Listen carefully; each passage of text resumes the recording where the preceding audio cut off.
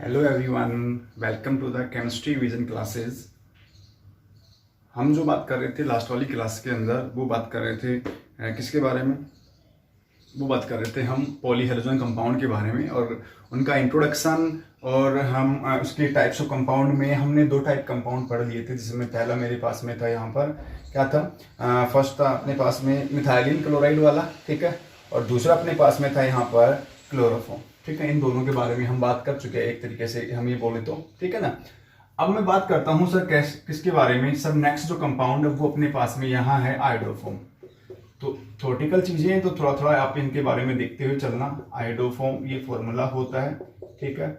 और sir main जो point है वो सर आयोडोफॉर्म का जो यूज होता है वो यूज होता है एंटीसेप्टिक के रूप में। एंटीसेप्टिक कंपाउंड के रूप में क्या होता है सर, इसका यूज होता है। किसके रूप में? एंटीसेप्टिक कंपाउंड के रूप में क्या होता है सर, इसका यूज होता है। किसका? वो सर आयोडोफॉर्म का। फिर वहां कभी कभार कुछ अपने को थोड़ा सा पता होना चाहिए सर एंटीसेप्टिक कंपाउंड होते क्या हैं। वो सर ये ऐसे केमिकल सब्सटेंस होते हैं, ऐसे केमिकल सब्सटेंस होते हैं जिनका यूज कहाँ किया जाता है, जिनका यूज किया जाता है किससे? वो सर प्रोडक्शन फॉर जर्म्स, ठीक है, जर्म्स एंड बैक्टीरिया से, समझे। जर्म्स एंड बैक्टीरिया से प्रोटेक्ट करने के लिए क्या करते हैं हम सर, इस कंपाउंड का यूज करते हैं। तो ये एंटीसेप्टिक कंपाउंड होते हैं। जैसे घर में हम जो यूज करते हैं फिनाइल जो होता है वो इसी के पर्पज के लिए क्या करते हैं हम सर, यूज करते हैं। तो फिनाइल भी क्या एक तरह का एंटीसेप्टिक कंपाउंड होता है। कौन? फिनाइल जो होता है, ठीक है। घर में लगाते हैं, पोचा लगाते हैं, तो पोचों में भी जो जनरली जो यूज करते हैं वो इसी का यूज करते हैं, समझे मेरी बात को। अगला अपने पास में नेक्स्ट जो कंपाउंड इसके बारे में हम जो बात करेंगे वो है अपने पास में क्या, नेक्स्ट जो है कार्बन टेट्राक्लोराइड, ठीक है। तो इसके बारे में ज्यादा कुछ था नहीं।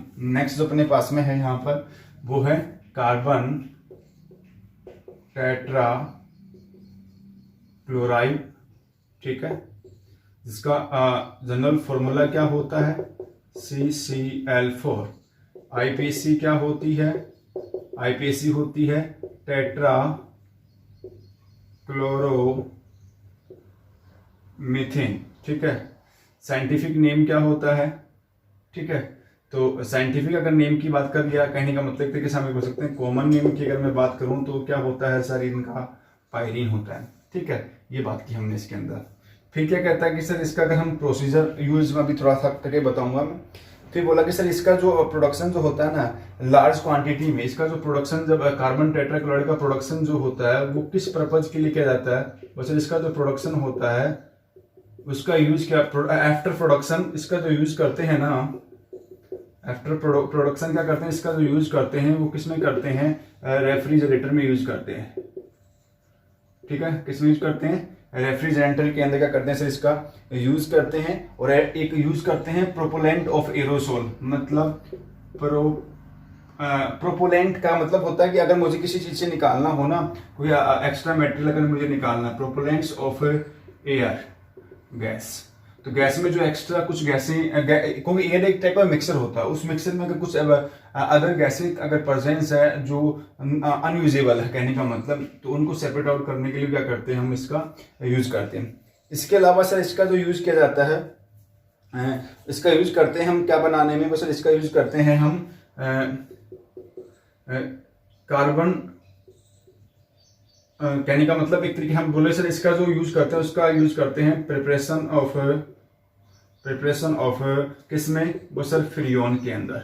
फ्रियोन की प्रिपरेशन करने के लिए किसका यूज करते हैं, कार्बन टेट्राक्लोराइड यूज करते हैं, ठीक है। तो फ्रियोन का मतलब होता है कि फ्रियोन जो है एक टाइप का क्लोरोफ्लोरो, ठीक है, फ्लोरो अगर हम बोलें तो कहने का मतलब गैस होती है। क्लोरोफ्लोरो कार्बन जो गैस होती है वो इसी से बनाई जाती है, ठीक है। क्लोरोफ्लोरो जो कार्बन गैस होती है, फ्रियोन जो होता है वो इसी के यूज से क्या होता है सर, फ्रियोन का फॉर्मेशन होता है। तो फ्रियोन के लिए जो मेन जो सब्सटेंस होता है वो कौन होता है, कार्बन टेट्राक्लोराइड जो होता है, इसका यूज करते हैं, ठीक है। फिर इसके अलावा फार्मास्यूटिकल जो कंपनियां होती हैं, इंडस्ट्रियां होती है, उसके अंदर एज ए सोलवेंट इसका यूज करते हैं। कहाँ पर? जो फार्मा कंपनियां होती हैं, जो फार्मा इंडस्ट्री होती हैं, उनके अंदर इसका यूज किस रूप में करते हैं, इसका यूज करते हैं एज ए सोलवेंट, तो फार्मा इंडस्ट्री के अंदर भी क्या करते हैं, इसका एज ए सॉल्वेंट का क्या करते हैं सर, इसका यूज करते हैं। ठीक है, फिर बोला इसके अलावा इसका जो यूज होता है इंडस्ट्री के साथ साथ क्लीनिंग फ्लूइड, ठीक है, क्लीनिंग फ्लूइड के अंदर भी यूज करते हैं। किसी भी लिक्विड को अगर प्योरीफाई करना तो उसके लिए भी इसका क्या करते हैं सर, यूज करते हैं। इसके अलावा इसका यूज करते हैं डिटर्जेंट एजेंट के रूप में, इसमें डिटर्जेंट एजेंट के रूप में भी क्या करते हैं सर, इसका यूज करते हैं। किसका, कार्बन टेट्राक्लोराइड का। ठीक है, तो ये चीजें जो है वो इसका एक तरीके से हम ये बोल सकते हैं कि डायरेक्टली इनडायरेक्टली इसका यूज होता है। इसके अलावा इसका जो यूज होता है वो फायर एक्सटिंग्विशर, फायर आग बुझाने में भी क्या होता है, इस गैस का यूज होता है। एक तरीके से हम ये बोल सकते हैं फायर एक्सटिंग्विशर के रूप में भी क्या होता है सर, इसका यूज होता है। ठीक है, फिर बोला कि सर अब चीजें क्या है कि सर यूजेबल प्रॉपर्टी की बात करी मैंने। कहने का मतलब भाई इसका जो आफ्टर प्रोडक्शन लार्ज क्वांटिटी में इसका प्रोडक्शन किया जाता है, जिसका यूज हम रेफ्रिजरेटर के अंदर क्या करते हैं, यूज करते हैं, या एसी के अंदर भी क्या करते हैं सर, हम इसका यूज करते हैं कूलिंग गैस के रूप में। ठीक है, प्रोपेलेंट ऑफ एयर गैस के रूप में भी क्या करते हैं, इसका यूज करते हैं। ठीक है, फिर इसके अलावा फ्यूल की प्रिपरेशन के रूप में क्या करते हैं, इसका यूज करते हैं, जो एक टाइप का कूलिंग एजेंट होता है, जो कूलिंग सिस्टम जितने भी होते हैं, एसी फ्रीज वगैरह जो होती हैं उसके अंदर इसका यूज करते हैं। ठीक है, फिर बोला फार्मास्यूटिकल इंडस्ट्री के रूप में एज ए सॉल्वेंट यूज करते हैं, क्लीनिंग फ्लूइड के रूप में यूज करते हैं, डिटर्जेंट के रूप में यूज करते हैं, एजेंट के रूप में, और फायर एक्सटिंग्विशर के रूप में भी क्या करते हैं सर, हम इसका यूज करते हैं। किनका, कार्बन टेट्राक्लोराइड का। ठीक है, तो ये बात करी हमने इसको लेकर के। जहां तक किसी बच्चे को दिक्कत हो बताइएगा मेरे को। ठीक है, अब मैं बात करता हूं इसके साथ साइड इफेक्ट। अगर मैं हार्मफुल इफेक्ट की बात कर लूं कार्बन टेट्राक्लोराइड की, ठीक है, तो क्या क्या इसके इफेक्ट हैं उनकी बात कर लेता हूं मैं। ठीक है, तो चल दूं आगे। ठीक है, देखो तो मिटाना पड़ेगा मुझे। तो इसके अलावा अब क्या है सर, इसका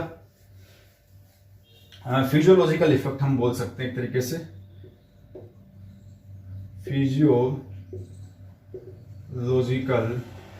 ठीक है, इफेक्ट। क्या क्या फिजियोलॉजिकल इफेक्ट है किनके, कार्बन टेट्राक्लोराइड का। ठीक है, तो सर कार्बन टेट्राक्लोराइड अगर आदमी के अगर डायरेक्ट कांटेक्ट में अगर आता है तो क्या क्या होता है, वो सर डायरेक्ट कांटेक्ट से अगर होता है तो वो होता है कैंसर होता है।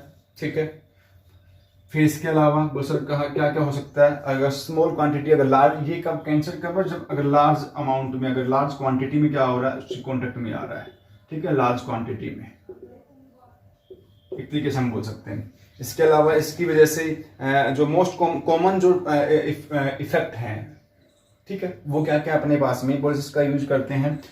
इसका जो साइड इफेक्ट होता है डिजीनेस, ठीक है, जी मिचलाने वाली कहानी, ठीक है, हल्का हल्का सर दर्द, लाइट हेडेक भी होने लग जाता है इससे। इसके अलावा नाक से संबंधित जो बीमारियां होती हैं, ठीक है, वो भी हो जाता है। इसके अलावा वोमिटिंग आना, ठीक है, वोमिटिंग, ये सब चीजें इससे होने लग जाती है। मतलब किससे, कार्बन टेट्राक्लोराइड से अगर अपने हम बात करें तो।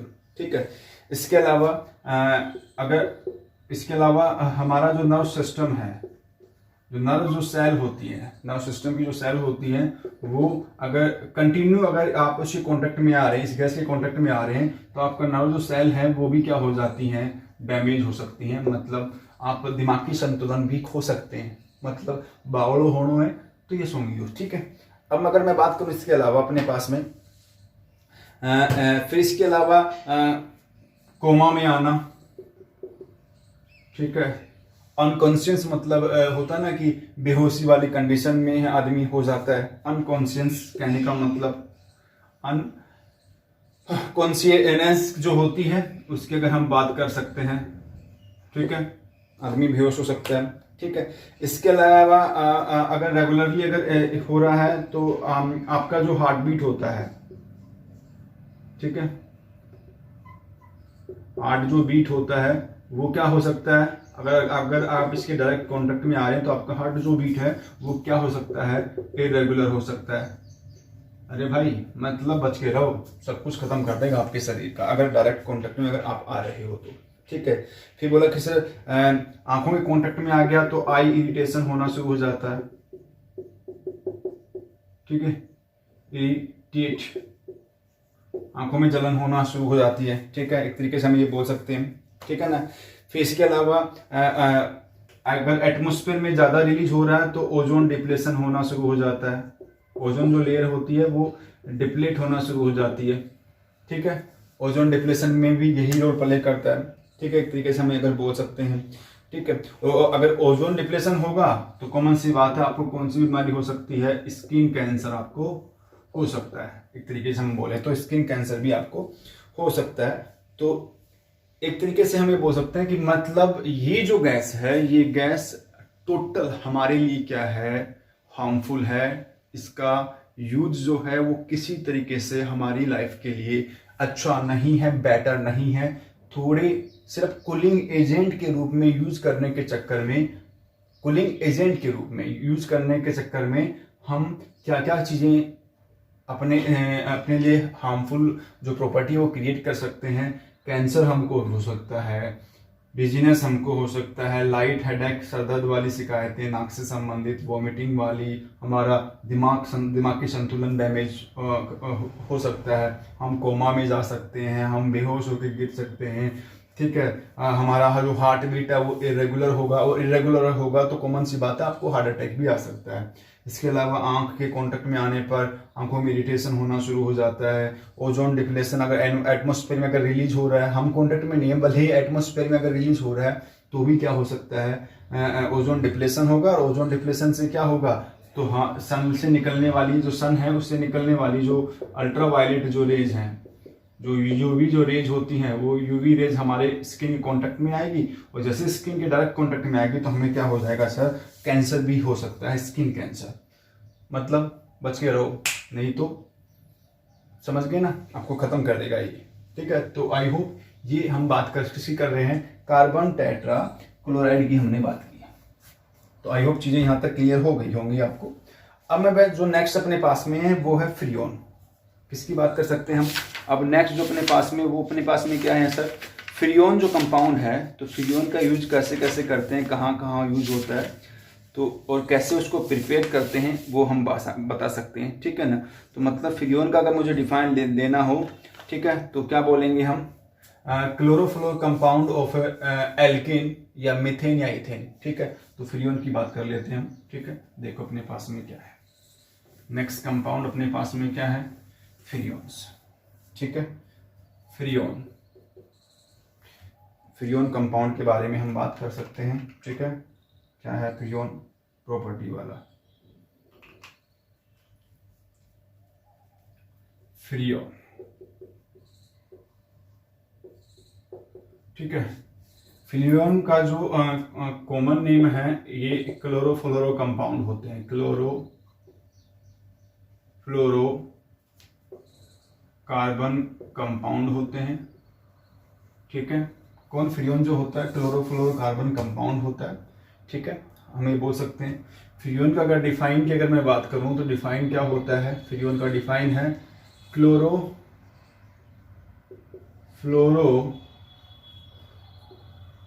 Derivative of methane and ethane. समझे, chlorofluoro derivative of methane and ethane, it's called freons. Freon बोलते हैं, वैरायटी है इसलिए फ्रियोन्स हमने लगा दिया, ठीक है। क्लोरोफ्लोरो डेरिवेटिव किसके, मीथेन और इथेन के क्या कहलाते हैं, फ्रियोन कहलाता है। समझ गए मेरी बात, क्या कहलाएगा वो, फ्रियोन कहलाएगा। फिर क्या कह रहा है अपने पास में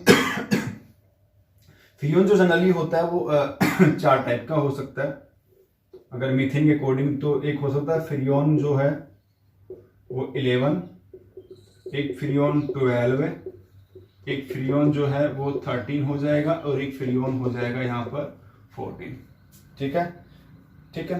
क्या क्या अपने पास में है, फ्रियोन 11, ठीक है, फ्रियोन 13, 14, ये सब हो सकता है। तो ये जो रेशो दिखा रखा है ना, ये दिखा रखा है फ्लोरीन और क्लोरीन का रेशो, समझे मेरी बात को। तो 1:1:2 जो रेशो होगा फ्लोरीन क्लोरीन का रेशो अपने को बता रखा है। तो फ्रियोन जो 11 हो गया वो क्या अपने पास में, ठीक है, मतलब क्लोरीन फ्लोरीन नहीं, कार्बन और फ्लोरीन के रेस्पेक्ट में। तो फ्रियोन 11 हो गया, फॉर्मूला CF Cl3, तो यह रेशो 1 है। ये हो गया CF2 Cl2, तो यहाँ 1:2 हो गया।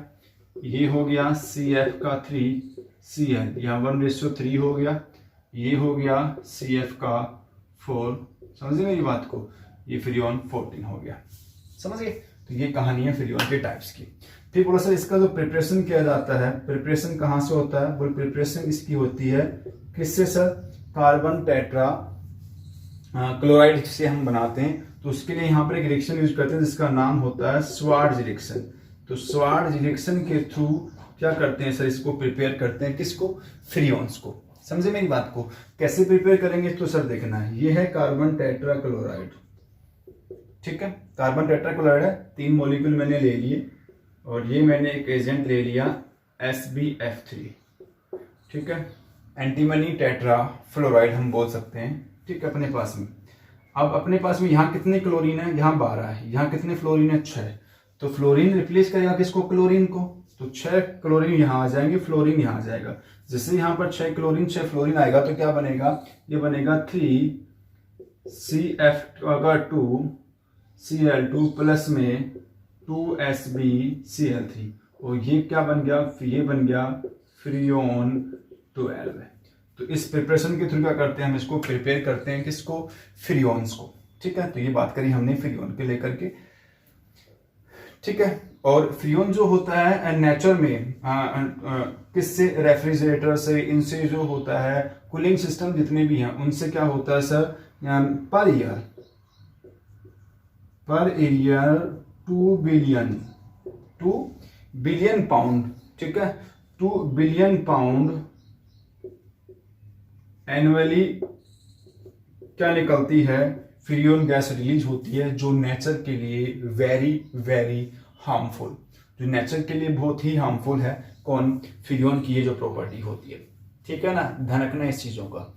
तो मतलब हम ही चाहते हैं कि भाई ये नेचर के अंदर कम से कम निकले, क्योंकि अगर फ्रीऑन अगर गैस अगर ये निकलती है तो नेचर में जो ओजोन लेयर है, नेचर में अलग अलग लेवल है एटमॉस्फेयर के, तो उसमें जो स्ट्रेटोस्फीयर अपने पास में जो है, स्ट्रेटोस्फीयर होता है, उस स्ट्रेटोस्फीयर के अंदर जो ओजोन लेयर होती है, उसमें जो ओजोन जो लेयर होती है, उस ओजोन लेयर को क्या करता है सर, ये डिप्लेट करता है। और जैसे ही ओजोन लेयर में डिप्लेशन प्रॉपर्टी क्रिएट होगी तो सन से निकलने वाली जो यूवी जो रेज हैं वो हमारी स्किन के कांटेक्ट में आने पर, ठीक है, हमें क्या हो सकता है, स्किन कैंसर हमें हो सकता है।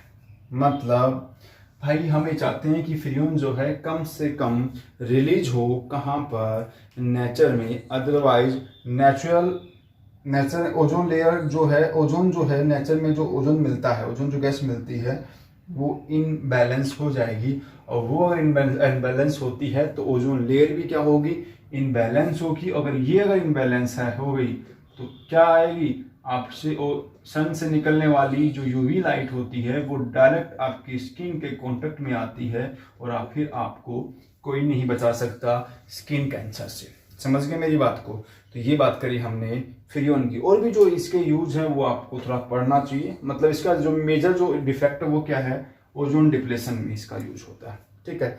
अब मैं बात कर सकता हूँ किसके लेकर के, नेक्स्ट जो कंपाउंड अपने पास में है वो क्या है, डीडीटी की अगर हम बात करें तो डीडीटी का टर्म क्या है।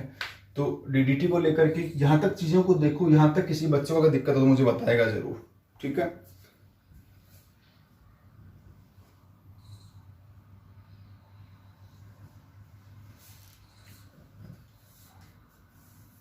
ठीक है, तो आई होप चीजें यहां तक आपको क्लियर हो गई होंगी। अब मैं बात करता हूं किसको लेकर के, डीडीटी जो है उसका मेन जो यूज है, नाम क्या है, उसका फॉर्मूला क्या है, नाम क्या है और कैसे प्रिपेयर होता है, और उसका जो मेन जो है वो यूज क्या है, मेन यूज क्या है, ठीक है। तो उसके बारे में हम बात कर लेते हैं डीडीटी को लेकर के, ठीक है।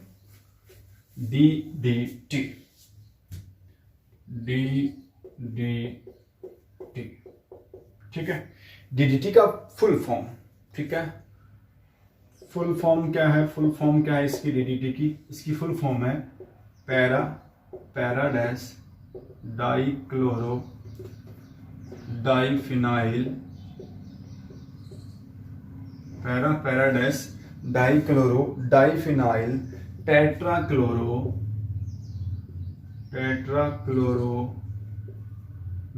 क्या नाम है वो सर? टेट्राक्लोरो इथेन। ठीक है, टेट्राक्लोरो इथेन इसका पूरा नाम है। Para para dash dichloro diphenyl tetrachloro ethane DDT का कंप्लीट नाम होता है। ठीक है, ये हम बोले तो एक तरीके से कि वो सर इसको एक्चुअल में जो है इसको प्रिपेयर किया गया था, फर्स्ट टाइम इसको प्रिपेयर कर दिया 1870 किसमें 73 के अंदर। पर ये यूज में जो है ना एक्चुअल जो हम ये बोल सकते हैं इसका जो यूज हुआ, इसको यूज में लाने के लिए जो सबसे पहले जो इस पे काम किया था वो किसने किया था? पॉल मुल्लर ने किया था। ठीक है, और पॉल मुल्लर ने इसको एक्चुअल इसकी मैन्युफैक्चरिंग में क्या किया, इसका प्रोसीजर अपने को समझाया। प्रिपेयर तो 1873 में कर लिया गया था 1873 के अंदर, पर पॉल मुल्लर के थ्रू क्या किया गया, बोले इसकी सर मैन्युफैक्चरिंग की गई। ठीक है, और इसका यूज फार्मास्यूटिकल जो इंडस्ट्रियां होती हैं उनके अंदर यूज होने लगा। ये स्विट्जरलैंड का रहने वाला था और ये कब की बात है? ये है 1939 के अंदर। ठीक है, इसकी मैन्युफैक्चरिंग की, फिर बाद में इसको नोबेल प्राइज मिल गया कि इसको जो पॉल मुल्लर जो होता है इसके लिए इसको नोबेल प्राइज भी दिया गया था। ठीक है ना। फिर अब हम बात करें तो सर पॉल मुल्लर ने कैसे इसको प्रिपेयर किया, तो इसकी प्रिपरेशन मैं आपको लिख देता हूँ। मतलब इसकी प्रॉपर्टियां अपने को पता कब लगी थी?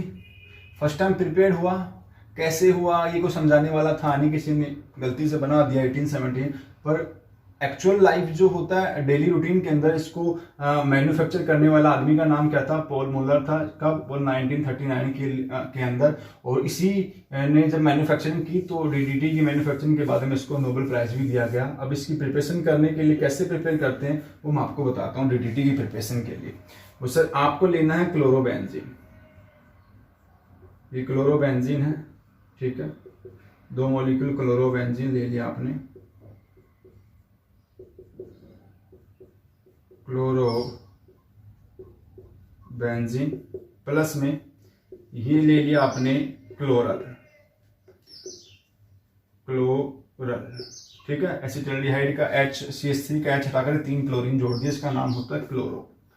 ठीक है, किसकी प्रेजेंस में? कंसंट्रेट H2SO4 की प्रेजेंस के अंदर। वाटर हम बाहर निकाल देंगे इसका। ठीक है, H2 बाहर हो गया। कैसे बना? बस ये बना।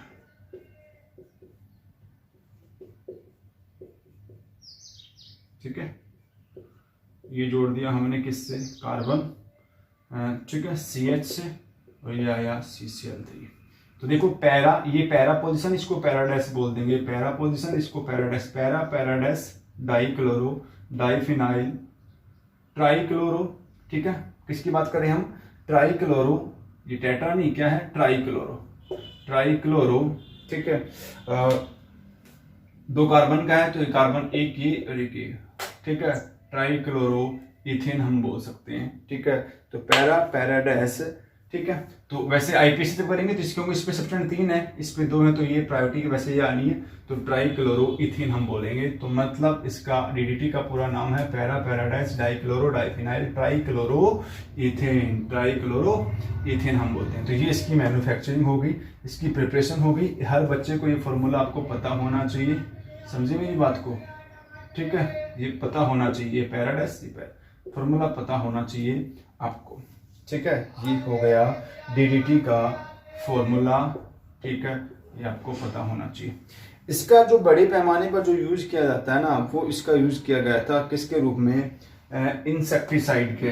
क्या बोलते हैं? जो इंसेक्टिसाइड होते हैं, कहने का मतलब है मच्छरों को मारने के लिए हम ये बोल सकते हैं। ठीक है ना, मतलब हम ये बोल सकते हैं कि इसका जो एक टाइप से जो बोल सकते हैं कि ये जो होता है ये गुड इंसेक्टिसाइड। ठीक है, ठीक है, तो इफेक्टिव होता है किसके लिए सर? इंसेक्टिसाइड के लिए क्या होता है सर? ये इफेक्टिव होता है, मतलब एक तरीके से हम ये बोल सकते हैं। ठीक है, और खासकर क्या करता है वो सर? किल करता है किनको? मच्छर होते हैं, मॉस्किटो जो होता है उसको, उसके लिए किसका यूज करते हैं? ठीक है, मॉस्किटो जो होते हैं उसके लिए इसका यूज करते हैं। एक तरीके से हम ये बोल सकते हैं किल मॉस्किटो और इंसेक्ट जो होते हैं, इंसेक्ट और मॉस्किटो को किल करने के लिए ये एक टाइप का गुड केमिकल सब्सटेंस होता है, ठीक है। और खासकर ये जो मॉस्किटो होते हैं ये फीमेल एनाफ्लीज जो होते हैं, ठीक है, जो मलेरिया जो होता है फैलता है जिनके काटने से, तो खासकर उन मॉस्किटो को किल करने के लिए हम डीडीटी का यूज करते हैं। कीड़े मकोड़ों की मारने की दवाई जो होती है वो डीडीटी ही यूज की जाती है, ठीक है। पर आफ्टर सेकेंड वर्ल्ड वॉर इसका जो है खासकर यूएसए में, इंडिया में तो बिकती है, यूएसए वालों ने इसके ऊपर क्या कर दिया है, थोड़ा सा बैन लगा दिया, तो यूएसए में इसका यूज नहीं है। इंडिया में है यूज, बड़े पैमाने पर इसका यूज होता है, पर यूएसए में इसका नहीं है सेकेंड वर्ल्ड वॉर के बाद में। उसके पीछे का भी लॉजिक थोड़ा था, ये था कि भाई ये जो है जो मछली के दाने आते हैं ना, मछली के दाने में मिला करके मिला दी गई थी during the second world war. तो खाने वाली, तो मछली ने भी दाने खाए, तो मच्छी का साइड इफेक्ट जो होता है, फिश जो होती है उसका साइड इफेक्ट खाने वाले जो सोल्जर थे जो सेकेंड वर्ल्ड वॉर में, उनके ऊपर इफेक्ट हुआ तो वो कहने का मतलब बीमार हो गए। तो मतलब एक तरीके से बोल सकते हैं कि मतलब ये हम बोल सकते हैं कि डीडीटी जो होता है वो हमारी फिजिकली जो होता है वो हमारी बॉडी पे क्या करता है सर, डायरेक्ट इफेक्ट करता है। क्योंकि खास बात क्या है कि सर ये जो है अगर आप खाते हो ना तो ये आपके फैट और के जो होता है उसके अंदर मोर सोल्यूबल होती है। अगर गलती से किसी ने इसको खा लिया ना, कहने का मतलब, तो ये तुरंत बॉडी में घुल जाती है। और जब कॉमन सी बात है, जब बॉडी में घुल जाती है तुरंत, तो इफेक्ट तो होना ही है बॉडी के अंदर। खासकर इसको एनिमल जो खा लेता है तो उसके ऊपर भी इसका फिजियोलॉजिकल इफेक्ट देखने को मिल सकता है। तो एक तरीके से हम बोल सकते हैं कि मतलब बचाव हो उतना ही बेटर है, अदरवाइज जो है खाने वाले जो एनिमल्स हो, ह्यूमंस बीइंग हो, उसका सब कुछ सिस्टम जो होता है वो बिगड़ जाएगा, उसका मेटाबॉलिक जो प्रोसेस है वो भी क्या हो जाएगा, बिगड़ जाएगा। क्योंकि ये फैट सोल्यूबल होती है, बॉडी के अंदर जो फैट होता है उसके साथ में जल्दी जुड़ती है तो उसका साइड इफेक्ट भी हमारी बॉडी पे मिलेगा। और बड़े पैमाने पर इसका जो यूज होता है, इंसेक्टिसाइड जो होते हैं, इंसेक्ट्स हम बोल सकते हैं, इंसेक्टिसाइड के रूप में यूज होता है। क्योंकि क्यों बोलते हैं इंसेक्टिसाइड में, क्योंकि ये इंसेक्ट जो होते हैं उनको मारने के लिए यूज होता है, ठीक है। तो इंसेक्ट को डैमेज करने के लिए, मॉस्किटो को मारने के लिए क्या करते हैं, इसका यूज करते हैं। एक टाइप का गुड केमिकल सब्सटेंस होता है डीडीटी का फुल फॉर्म। इसकी प्रिपरेशन हर बच्चे को पता होनी चाहिए, कैसे बनता है, कैसे प्रिपेयर होता है। तो आई होप ये चीजें यहाँ तक आपको क्लियर हो गई होगी। ये यूनिट भी फिनिश हो गई है, ठीक है। जिन बच्चों ने अभी देखना शुरू किया वो स्टार्टिंग से इसकी वीडियो देख सकता है, ठीक है, प्रिपरेशन से। और जहाँ भी लगे कि सब चीज़ें समझ में नहीं आ रही है तो अपना डाउट भी क्लियर कर सकता है। ईमानदारी से काम करें। जिन बच्चों ने चैनल को सब्सक्राइब नहीं किया, चैनल को सब्सक्राइब करें, लाइक करें, वीडियो अच्छी लगती है तो, ठीक है। और जहाँ भी डाउट नजर आता है वो आप मेरे कमेंट बॉक्स में कमेंट डाल के क्वेश्चन भी पूछ सकते हैं। इनमें ज़्यादा कॉन्सेप्चुअल वाला कोई रीजन नहीं था, कॉन्सेप्ट वाला खेल नहीं था। क्यों? क्योंकि ये जो है वो डायरेक्ट एक तरीके से रीडिंग प्रोसेस है, मतलब आप पढ़ोगे चीज़ें समझ में आ जाएंगी जब एनसीईआरटी पढ़ोगे तो, ठीक है। तो प्रिपरेशन मैंने दोनों ही करवा दिया, तो आई होप चीज़ें समझ में आ गई होंगी। जहाँ भी लगे थोड़ा सा दिक्कत है तो एक बार चैप्टर रीड थ्रू करें, फिर भी चीज़ें समझ में नहीं आती तो हम मेरे से आप डायरेक्ट क्वेश्चन कर सकते हो। तो मिलते हैं नेक्स्ट यूनिट के साथ में, नेक्स्ट टॉपिक के साथ में। Thank you, take care, bye bye, सब आ गया, बाय।